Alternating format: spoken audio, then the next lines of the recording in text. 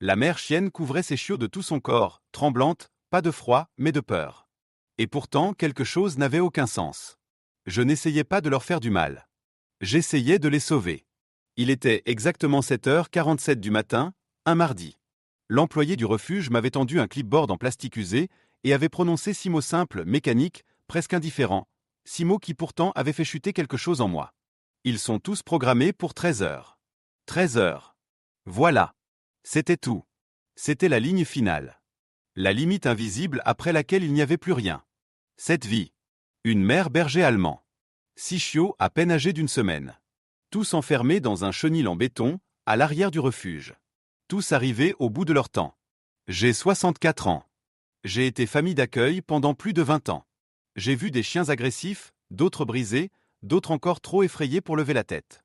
Je sais reconnaître un comportement de protection. Je sais reconnaître la peur. Mais ce que je voyais devant moi n'entrait dans aucune de ces catégories. Ce n'était pas de l'agressivité. Ce n'était même pas de la simple méfiance. C'était quelque chose de plus profond.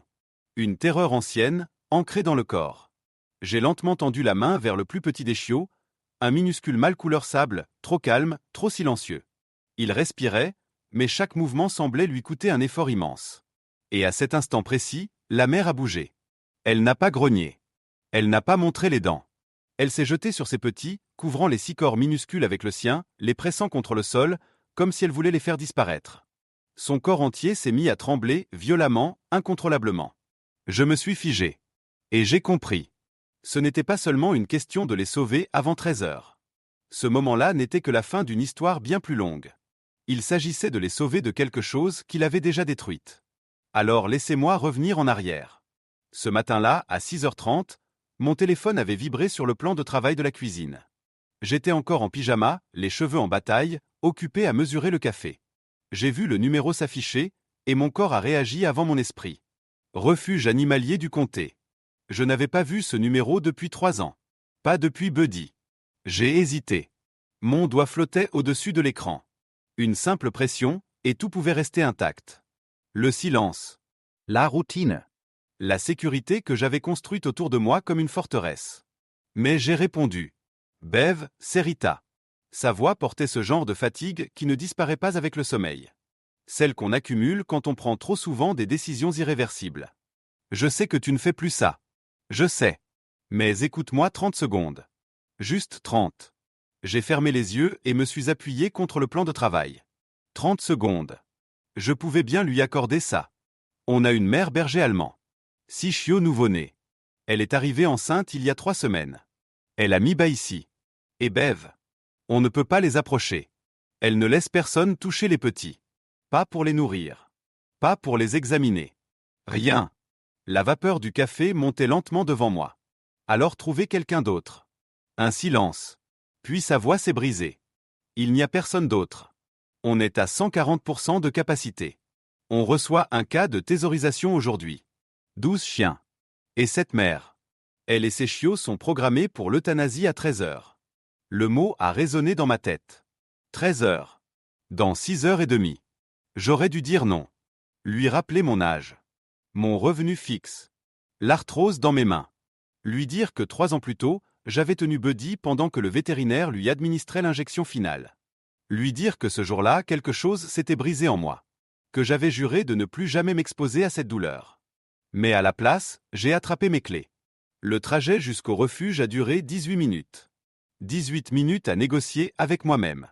À me répéter que je n'allais que regarder. Que regarder ne voulait pas dire s'engager. Que je pouvais encore faire demi-tour. Rita m'attendait à l'entrée. Elle avait l'air plus fatiguée encore que dans mon souvenir. Elle m'a conduite à travers les rangées de chenils bondés, les aboiements résonnant sur les murs de béton, jusqu'à une lourde porte métallique. Derrière, le silence. Chenil numéro 7, a-t-elle murmuré. C'est là que je l'ai vue. Queen. Pressée contre le mur du fond, le corps raide, les oreilles dressées, le regard rivé sur moi. Devant elle, 6 minuscules chiots étendus sur une couverture bleue. Certains noirs. Certains fauves. Et à l'écart, le plus petit, presque immobile. Rita m'a tendu le clipboard. Il leur reste 4h43. J'ai regardé Queen dans les yeux. Et ce que j'y ai vu m'a coupé le souffle. Elle ne voyait pas une aide. Elle voyait quelqu'un venu lui enlever encore une fois ce qu'elle avait mis au monde. À cet instant, j'ai compris une chose essentielle. Queen ne pouvait pas raconter ce qu'elle avait vécu. Ses chiots ne pouvaient pas appeler à l'aide. Mais moi, je le pouvais. Je suis resté là, immobile, à penser à ce téléphone qui avait vibré à 6h30. À ce choix minuscule qui avait tout déclenché. Et à cette vérité brutale. Parfois, une seule décision suffit à sauver, ou à condamner, toute une vie. Je suis resté immobile devant le chenil pendant une longue minute. Une minute entière à reprendre le contrôle de ma respiration, à calmer les battements trop rapides de mon cœur. Queen, elle, n'a pas cligné des yeux une seule fois. Son regard me suivait avec une précision glaçante, comme si chaque micro-mouvement de mon corps était une menace potentielle. Il n'y avait aucune agressivité visible dans sa posture, mais tout dans sa façon de se tenir criait l'alerte. Elle était prête. Pas à attaquer. À encaisser.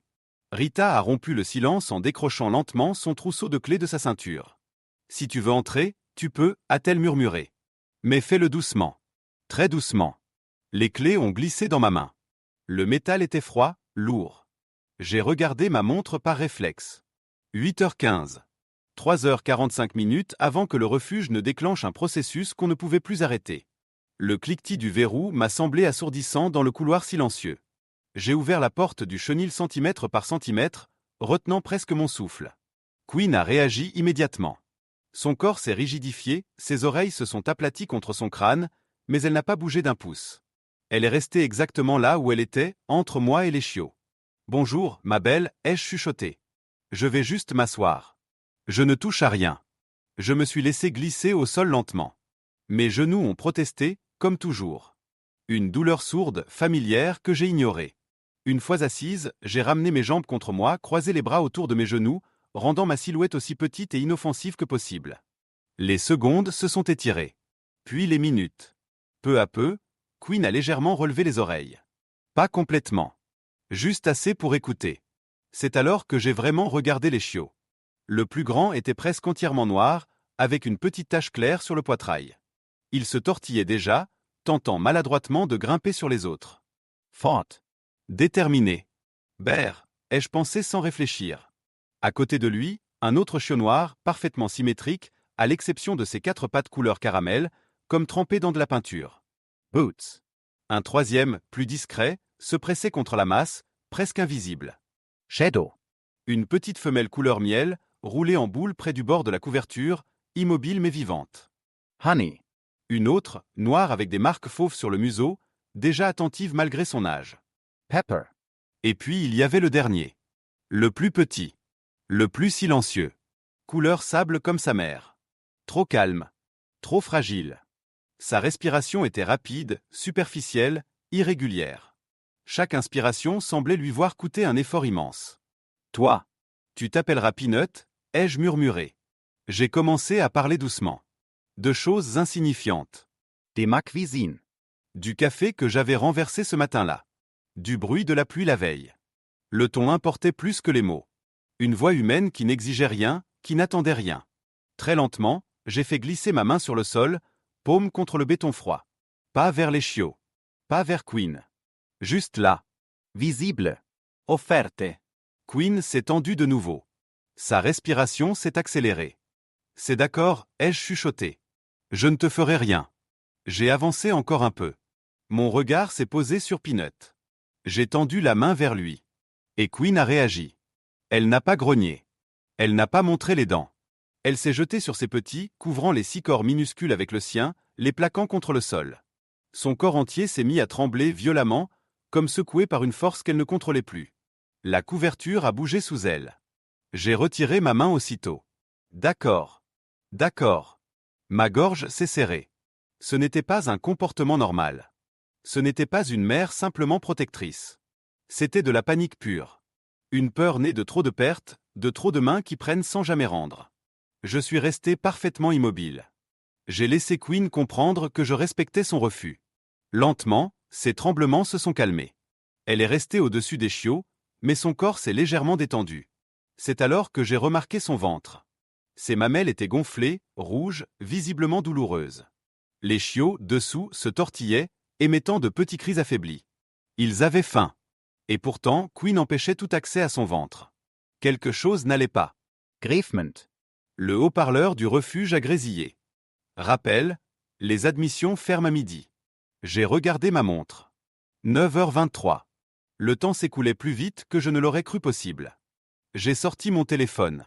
Commandé des fournitures. Validé sans réfléchir. L'argent ne comptait plus à cet instant-là. Puis j'ai entendu le changement. Les petits cris de Peanut se sont transformés en un souffle irrégulier. Sa poitrine se soulevait trop vite. Trop faiblement. Je me suis levé d'un bond, ignorant la douleur dans mes articulations, et j'ai quitté le chenil en courant. Rita. Ai-je appelé? Quelque chose ne va pas. Le plus petit. Il respire mal. Elle est apparue aussitôt. Son visage a pâli en me voyant. Montre-moi. Nous sommes revenus ensemble. Peanut luttait. Rita a ouvert le dossier de Queen, feuilletant les pages à toute vitesse. Elle n'a pas été abandonnée, a-t-elle murmuré. Trouvée errante. Mais attends. Son doigt s'est arrêté sur une note manuscrite. Propriétaire contacté. Ne souhaite pas la récupérer. Ne pas rappeler. Quelqu'un l'avait possédée. Quelqu'un l'avait rejetée. Et soudain, tout a commencé à prendre sens. Rita a refermé le dossier avec lenteur, comme si le simple bruit du carton pouvait aggraver la situation. Le silence qui a suivi était lourd, presque suffocant. On n'entendait plus que la respiration irrégulière de Peanut et les petits gémissements étouffés des autres chiots, coincés sous le corps de leur mère. Elle a un passé, a dit Rita finalement. Un passé qu'on ne nous a jamais raconté. Je me suis accroupi près du chenil sans y entrer cette fois. Mon regard passait sans cesse de Queen à Peanut. Chaque seconde comptait désormais autrement. Ce n'était plus une question d'heure avant 13h. C'était une question de minutes avant que le plus petit ne lâche. Il faut appeler un vétérinaire, ai-je dit. Maintenant. Rita a hoché la tête et a déjà sorti son téléphone. Pendant qu'elle composait un numéro, je regardais Queen. Elle avait cessé de trembler, mais son corps restait tendu, comme une corde trop tirée. Elle haletait légèrement. La douleur était visible, presque palpable. Ce n'était pas seulement de la peur. C'était de la souffrance. Bev, a murmuré Rita en couvrant le combiné. Il faut que tu saches quelque chose. Elle a rouvert le dossier et a sorti 3 photos jaunies, agrafées à l'intérieur. Ce sont les photos prises à son arrivée. La première montrait Queen de profil. Beaucoup plus maigre. Les côtes visibles. Mais ce qui m'a coupé le souffle, c'était son cou. Des marques profondes, comme si un collier avait été enfoncé dans sa chair pendant des mois, voire des années. La deuxième photo montrait son ventre. Des cicatrices. Des traces anciennes. Trop nombreuses pour une première portée. La troisième photo était celle de ses pattes. Les coussinets usés, fendillés. Du béton. Du grillage. Pas de terre. Pas d'herbe. Le vétérinaire estime qu'elle a eu au moins 3, peut-être 4 portées avant celle-ci, a dit Rita. Et elle n'a qu'environ 3 ans. 3 ans. Et déjà brisée. Mon téléphone a vibré dans ma poche. Sans réfléchir, je l'ai sorti. Un numéro inconnu. J'ai répondu. Madame Mitchell? Ici le docteur Monroe, de la clinique vétérinaire Riverside. Vous avez laissé un message au sujet d'une chienne allaitante. Je me suis éloigné de quelques pas, la voix basse. Oui. Une mère berger allemand. 6 Coyotes. Elle refuse de les laisser téter. Le plus petit respire mal. A-t-elle été examinée récemment? Non. Mais ses mamelles sont gonflées, rouges. Elle souffre. Il y a eu un court silence de l'autre côté de la ligne. Cela ressemble fortement à une mastite. Une infection très douloureuse. Si c'est le cas, elle empêche les chiots de téter parce que ça lui fait trop mal. Mais le lait infecté peut aussi les tuer. Mon estomac s'est noué. Que faut-il faire? Elle doit être vue immédiatement. Antibiotiques. Peut-être un drainage. Et les chiots doivent être nourris au biberon toutes les 2 heures.